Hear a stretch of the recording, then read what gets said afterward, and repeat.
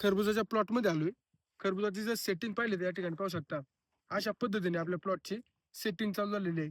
आज रोजी आपला प्लॉट आहे 30 दिवसाचा कंप्लीट झालेला आहे. शेतकरी मित्रांनो, सांगायचं तात्पर्य एवढंच, का एवढी थंडी आहे. थंडीत सुद्धा आपला जो प्लॉट आहे त्याची डेव्हलपमेंट पाहू शकता एकदम छान झालेली आहे. त्याचप्रमाणे रोपाचं वय सुद्धा जास्त प्रमाणात होतं. त्याचबरोबर जी आपण लागवड केली त्याच्यानंतर सेटिंग होणं अत्यंत कठीण होतं. परंतु आपली जी प्लॉटची सेटिंग चांगल्या पद्धतीने चालू झालेली आहे. 1-2 दिवसामध्ये आपला प्लॉटचा जो क्रॉप कव्हर आहे आपण काढून घेणार आहोत.